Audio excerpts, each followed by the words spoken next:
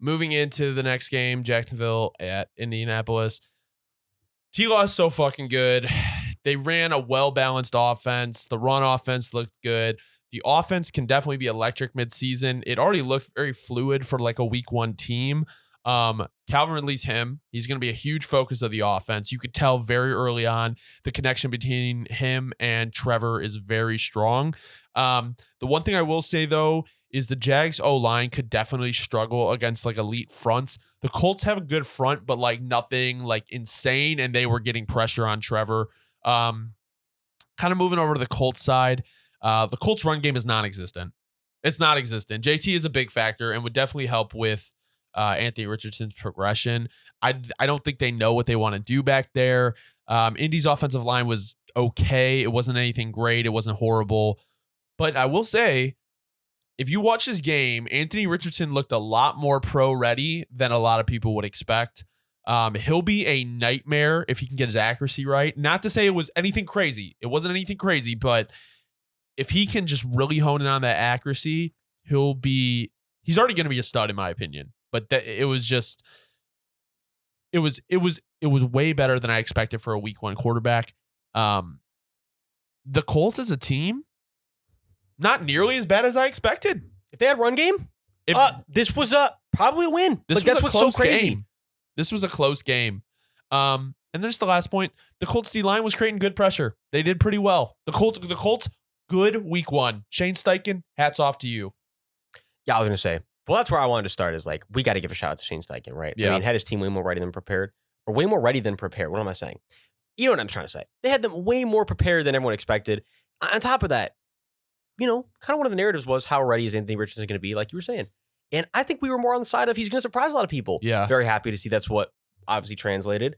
And again, like we say, athleticism, right? Athleticism it usually translates, go figure. Yeah. And we knew he was going to, it's top tier athleticism. You rarely see a guy like A-Rich. Go figure. But I will admit too, surprised with the result. I mean, I didn't think it was going to be this crazy week 1 because like I was saying, even the pick from, I'm going to guess my guy up right here a little bit, Tyson Campbell. I said before the year, he's going to be top 5 corner. Everybody called me crazy. I remember he's going to have a lot more picks like that this year. The way he read it perfectly, sat in the flat, dropped back on it just perfectly enough. It was an elite pick. It was like Anthony Richardson just tossed something incredibly stupid. It really wasn't. And if that's how anyone wants to make it out to be, come see me because that's just false. Great play by Tyson Campbell. He should have basically had, from that perspective, no interceptions on the day. Yeah. And a much better day than a lot of other quarterbacks in the league that are considered, elite. You get my point. I'm just, obviously they were given different circumstances. Every team's differently prepared at this time of the year. But the point is, Rich surprised a lot of people. I think we saw it coming. So, we weren't too surprised. Love it. And like you're saying too, what you were saying last week, the Jaguars, I think are looking like they could be the number 1 seed. It doesn't matter that it was just because I think the Colts are much more prepared and much better than we expect them to be. The Jaguars defense is, I think, going to keep getting better and better. The offense is already elite. And T-Law, T-Law is an animal. The receiving core, I just love the receiving core. You've got a lot of different types of pieces. They are very even on the rush attack. Yeah. Obviously, Travis is going to be back number 1. But Tank and, Tank is getting carries to Trevor Lawrence, gets read options. Like, it works.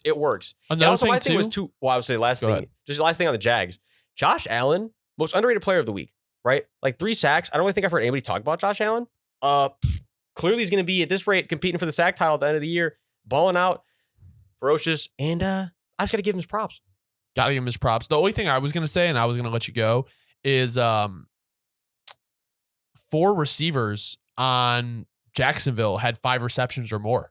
So it's just like he's spreading the ball out. It's even though Doug Peterson offense. Yeah, I love Doug Peterson is killing it in Jacksonville. Do you have anything else? Michael Pittman had a good game too. Well, last thing, not just you said it. What works perfectly is the type of receiving core they have for A-Rich too. It's just A-Rich doesn't have to be translate out just like we said. He doesn't have to be perfectly accurate. He's going to get the ball in the realm of them. Yeah, and they will make the play because that's what they're getting paid to do. Yep. Believe it or not, they don't. It doesn't have to be perfectly accurate. These guys are talented. They're big. That's what the Colts built the roster. I don't think they had this in plan. But point is, young quarterback, you don't have to be perfectly accurate. Let me give it to the guy who's 6'4". Works perfectly. It's like the whole core. Yeah, the Colts can surprise a lot of people this year.